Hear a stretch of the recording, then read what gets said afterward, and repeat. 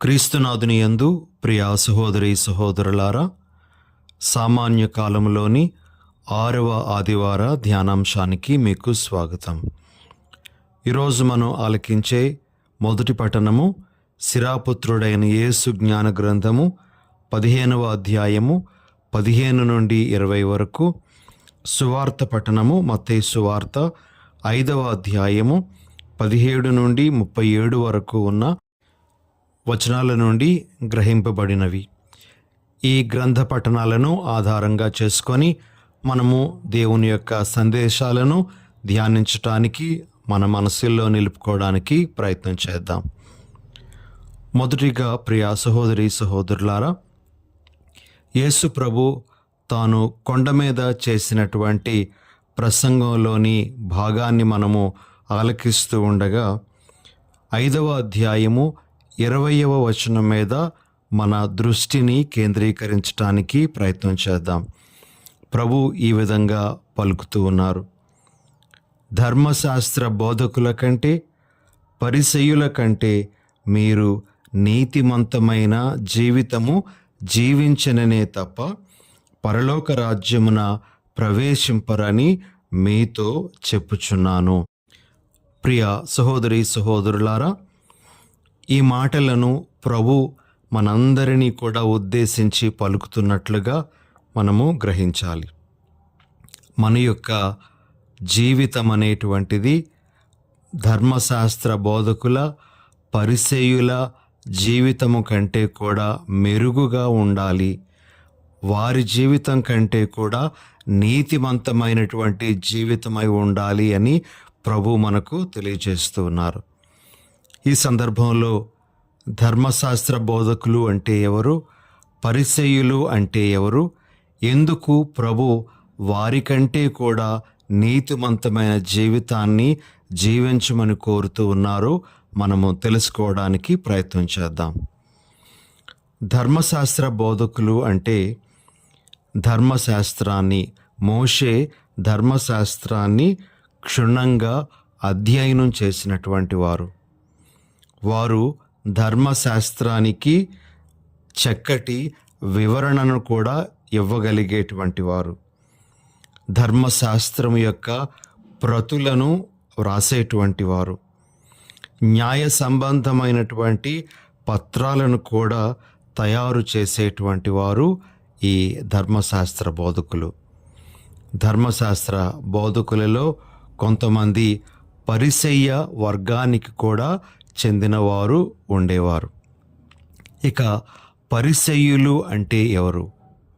మనందరికీ తెలిసినట్లుగా పరిసయ్యుడు అనేటువంటి ఆ పదానికి వేరుపరచబడిన వాడు అనేటువంటి అర్థం ఉంది. ఈ పరిసయ్యులు తమను తాము ఇతర యూదుల నుండి వేరుపరుచుకొని తమకంటూ ఒక ప్రత్యేకత ఉంది, తాము ప్రత్యేకింపబడినటువంటి వారు అని పరిగణించుకుంటూ ఉండేవారు. పరిసయ్యులు ధర్మశాస్త్రాన్ని తూచా తప్పక పాటించేవారు. ధర్మశాస్త్రం ఏం చెప్తుందో దానిని ఖచ్చితంగా వారు పాటించటానికి ప్రయత్నం చేస్తూ ఉండేవారు.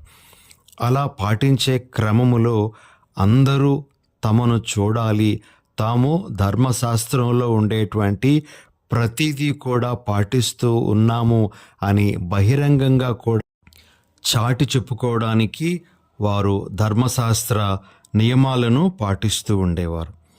అంతేకాకుండా ధర్మశాస్త్రములో చెప్పబడిన విషయాలే కాకుండా పూర్వుల సాంప్రదాయము, దానినే ఓరల్ ట్రెడిషన్ అని చెప్తూ ఉండేవారు. దానిని కూడా, అందులో ఉండే విషయాలను కూడా నిష్ఠగా వారు పాటిస్తూ ఉండేవారు. దానిని తాల్ముద్ అని కూడా పిలుస్తూ ఉంటారు. మరి ఈ విధంగా పూర్వుల సాంప్రదాయాలను కూడా వారు ఖచ్చితంగా పాటిస్తూ ఉండేవారు. వీరికి ప్రార్థనా మందిరంలో గౌరవ మర్యాదలు అందుతూ ఉండేవి. పునరుత్థానము మీద, దేవదూతల మీద వీరికి నమ్మకము ఉంటూ ఉండేది. ఈ విధంగా పరిసయ్యులు అనేటువంటి వారు ఆనాటి యూదా సమాజంలో జీవిస్తూ ఉండేవారు. అయితే ప్రియ సహోదరి సహోదరులారా, ఈ ధర్మశాస్త్ర బోధకులు, పరిసయ్యులు వీరు మంచివారుగా, మతాభిమానులుగా కనబడుతూ ఉండేవారు. అయితే ప్రభువు వారి యొక్క హృదయాలను పరిశీలించి ఆయన చెప్తున్నటువంటి మాట, వీరికంటే కూడా మీరు నీతిమంతమైన జీవితము జీవించాలి అని. మరి వారికంటే నీతిమంతమైన జీవితం జీవించాలి అంటే వారిలో ఎలాంటి దోషాలు ఉన్నాయి, వారు తమ మతాన్ని ఆచరించే విధానంలో ఎలాంటి పొరపాట్లు దొర్లుతూ ఉండేవో ఒక్కసారి మనము పరిశీలించడానికి ప్రయత్నం చేద్దాం. మొదటిగా ప్రియులకు సహోదరి సహోదరులారా, ఈ ధర్మశాస్త్ర బోధకులు, పరిసయ్యులు వారు కపట వేషధారులుగా తమ యొక్క జీవితాన్ని నడిపించుకుంటూ ఉండేవారు అని యేసు ప్రభు యొక్క మాటలలోనే మనము చూడగలము. మత్తయి సువార్త 23వ అధ్యాయంలో మనము పలు చోట్ల ప్రభువు వారిని ఖండించేటువంటి విషయాన్ని గమనించగలం. కొన్ని వాక్యాలను ఈ సందర్భంలో మనము జ్ఞాపకం చేసుకుందాం.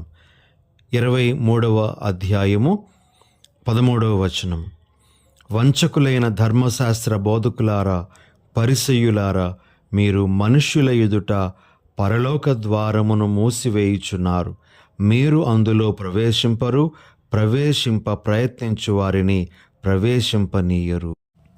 14వ వచనం, అయ్యో కపట భక్తులైన ధర్మశాస్త్రోపదేశకులారా, పరిసయ్యులారా, మీరు పరులు చూడవలనని దీర్ఘ జపములు జపించుచు వితంతువుల ఇండ్లను దోచుకొనుచున్నారు, కావున కఠిన శిక్షకు గురియగుదురు. 15వ వచనం, అయ్యో కపట భక్తులైన ధర్మశాస్త్రోపదేశకులారా, పరిసయ్యులారా, మీరు ఒకనిని మీ మతములో కలుపుకొనుటకు సముద్రములు దాటి ఎన్నో దేశములు చుట్టి వత్తురు, అది సఫలమైన పిదప మీ వలె మీరు అతనిని రెండింతలుగా నరకము పాలు చేయుదురు.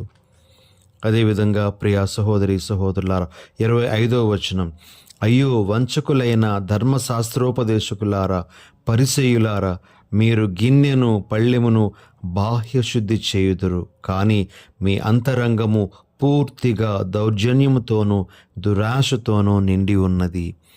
ఈ విధంగా ప్రభు పలుచోట్ల పరిసయ్యులను, ధర్మశాస్త్ర బోధకులను ఖండించేటువంటి విషయాన్ని మనము చూడగలము. కాబట్టి మొదటిగా మనం గమనించాల్సింది, ప్రభువు వారికంటే మన జీవితాలు మెరుగుగా ఉండాలి అని తెలియజేస్తూ ఉండగా, ఏ విషయంలో అంటే వారు కపట వేషధారణ కలిగి జీవించారు. మనము ఈ కపట వేషధారణ అనేటువంటిది మనలోనికి రానివ్వకుండా జాగ్రత్తగా మనం ఉండాలి. అనగా నిజాయితీతో కూడుకున్న జీవితాలు మనం జీవించాలి అని ప్రభువు మనకు తెలియజేస్తున్నారు. దేవుని ఆజ్ఞలు పాటించడం అనేటువంటిది ఇతరుల కొరకు కాకుండా మనకు దేవుని మీద ఉండేటువంటి ఆ ప్రేమను బట్టి ఆజ్ఞలను పాటించాలి అని ప్రభు మనకు తెలియజేస్తున్నారు.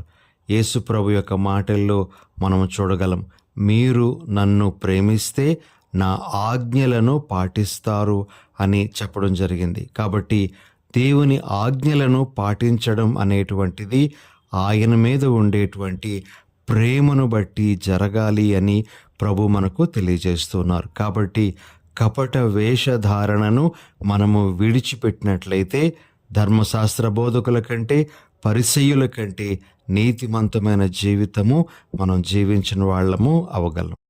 ఇక రెండవ విషయం, మనము పరిసయ్యులు, ధర్మశాస్త్ర బోధకుల కంటే నీతిమంతమైనటువంటి జీవితం జీవించాలి అంటే వారిలో ఉండేటువంటి లోపము ఏమిటి అని పరిశీలిస్తే, ప్రియ సహోదరి సహోదరులారా, వారు ధర్మశాస్త్రము లేదా దేవుని ఆజ్ఞల వెనుక ఉన్నటువంటి భావాన్ని కాకుండా ఆ ఆజ్ఞల యొక్క పద అర్థాన్ని మాత్రమే వారు పాటిస్తూ ఉండేవారు. దాన్ని మనము spirit of the law, letter of the law అని చెప్తూ ఉంటాం. స్పిరిట్ ఆఫ్ ద లా అనగా ఆ ఆజ్ఞ వెనకాతల ఉండేటువంటి భావము. మరి లెటర్ ఆఫ్ ద లా అంటే ఆ పదము యొక్క అర్థము. ధర్మశాస్త్ర బోధకులు కానీ పరిసయ్యులు కానీ పద అర్థాన్ని తీసుకొని దానిని యథాతథంగా పాటించటానికి ప్రయత్నం చేశారు, కానీ ఆ ఆజ్ఞ యొక్క అంతరార్థం ఏమిటో తెలుసుకోవడానికి వారు ప్రయత్నం చేయలేదు. ఉదాహరణకు, నీ పొరుగువానిని ప్రేమింపుము, నీ శత్రువును ద్వేషింపుము అని చెప్పబడినటువంటి ఆ పూర్వ నిబంధనలోని ఆజ్ఞను వారు ఏ విధంగా తీసుకునేవారు అంటే, పొరుగువారు అంటే తమ జాతి వారుగా వారు అర్థం చేసుకునేవారు. అయితే ప్రభు వారి యొక్క భావాన్ని తన బోధనలలో సరిచేయడం అనేటువంటిది కూడా మనము చూడగలము. పొరుగువాడు ఎవరు అని ఒక ధర్మశాస్త్ర బోధకుడు ప్రశ్నించినప్పుడు, కనికరము చూపినవాడే అనేటువంటి భావాన్ని ప్రభు అతడికి వ్యక్తం చేయడం జరుగుతూ ఉంది. ప్రియులకు సహోదరి సహోదరులారా, ఇలా ధర్మశాస్త్ర బోధకులు పరిసయ్యులలో ఉండేటువంటి లోపము ఇంకొకటి మనము గుర్తించగలిగేది ఏమిటి అంటే, వారు ఆజ్ఞల వెనకాతల ఉండేటువంటి అసలైనటువంటి భావాన్ని, అంతరార్థాన్ని వారు గ్రహించకుండా ఆ ఆజ్ఞల యొక్క పదాలను మాత్రమే తీసుకొని దానిని యథాతథంగా పాటించటానికి ప్రయత్నం చేస్తూ ఉండేవారు. ప్రభువు దీనిని సరిచేయడానికి ప్రయత్నం చేస్తూ, మన జీవితము పరిసయ్యులు ధర్మశాస్త్ర బోధకుల జీవితం కంటే మెరుగుగా ఉండాలి అంటే మనము ఆజ్ఞల వెనకాతల ఉండేటువంటి అంతరార్థాన్ని గ్రహించి దానికి అనుగుణంగా నడుచుకోవాలి అని మనకు ప్రభు ఈరోజు సందేశాన్ని ఇస్తూ ఉన్నారు. ఇక మూడవ విషయం, ప్రియ సహోదరి సహోదరులారా, ధర్మశాస్త్ర బోధకుల కంటే పరిసయ్యుల కంటే మనము నీతిమంతమైన జీవితం జీవించాలి అని చెప్పేటప్పుడు వారిలో ఉండేటువంటి లోపము ఏమిటి అంటే, వారు తాము చేసేటువంటి కార్యాల ద్వారానే నీతిమంతులమవుతూ ఉన్నాము అనే విధంగా భావిస్తూ ఉండేవారు. తాము చేసేటువంటి ఆ ఉపవాసాలు కావచ్చు, దశమ భాగాన్ని చెల్లించడం విషయంలో కావచ్చు, దాన ధర్మాలు చేయడంలో కావచ్చు, వాటి ద్వారా వారు పుణ్యాత్ములవుతూ ఉన్నారు, వారు నీతిమంతులవుతూ ఉన్నారు అని తమను తాము పరిగణించుకుంటూ ఉండేవారు. కాబట్టి వారు తమ గొప్పతనాన్ని తాము చేసేటువంటి కార్యాలకు అన్వయించుకుంటూ ఉండేవారు. అందులో వారు దేవుని యొక్క కృపకు ఏమాత్రమూ కూడా స్థానాన్ని ఇచ్చేవారు. దేవుని యొక్క కృపను బట్టి నేను ఈ మంచి కార్యాన్ని చేయగలుగుతూ ఉన్నాను అనేటువంటి ఆ భావము ఎప్పుడు కూడా వ్యక్తమయ్యేది కాదు వారి జీవితంలో. ఈరోజు ప్రభు మనలను కోరుతున్నటువంటిది ఏమిటంటే, మనం చేయగలిగేటువంటి మంచి కార్యాలన్నీ కూడా దేవుని యొక్క కృప వలననే మనం చేయగలుగుతూ ఉన్నాము. ఆయనే మనలో ఉండి ఆ కార్యములు చేయిస్తూ ఉన్నారు. ఆయన చిత్తానికి తల ఒగ్గి మనము ఇలా జీవించగలుగుతూ ఉన్నాము అనేటువంటి భావంతో మనం ఉండాలి అని ప్రభు మనకు తెలియజేస్తూ ఉన్నారు. కాబట్టి పరిసయ్యులు ధర్మశాస్త్ర బోధకుల కంటే నీతిమంతమైన జీవితం మనం జీవించాలి అంటే వారిలో ఉండేటువంటి ఈ 3 ముఖ్యమైనటువంటి లోపాలను మనం సవరించుకోగలిగినట్లయితే, ప్రియ సహోదరి సహోదరులారా, యేసు ప్రభు ఆశించినటువంటి నీతిమంతమైన జీవితము మనం జీవించిన వాళ్ళము కాగలం. ఇక రెండవ విషయానికి వెళ్దాం. ఈనాటి సువార్త పఠనంలో యేసు ప్రభు పలు పర్యాయాలు వాడినటువంటి ఒక మాట, నేను మీతో చెప్పునదేమనగా. ఈ మాటల్ని ఆయన 5వ అధ్యాయము 22వ వచనము, 28వ వచనము, 32వ వచనము, 34వ వచనము, 39వ వచనము మరియు 44వ వచనం ఈ వచనాలలో పలుకుతున్నట్లుగా మనము చూడగలము. ప్రియ సహోదరి సహోదరులారా, ఈ మాటలు యేసు ప్రభువు ధర్మశాస్త్రానికి నూతన అర్థాన్ని ఇస్తున్నట్లుగా మనము గ్రహించాలి. నూతన అర్థాన్ని ఇవ్వడము అనగా ఒక విధంగా ఆయన నూతన ధర్మశాస్త్రాన్ని ఇస్తున్నట్లుగా కూడా మనము గ్రహించాలి.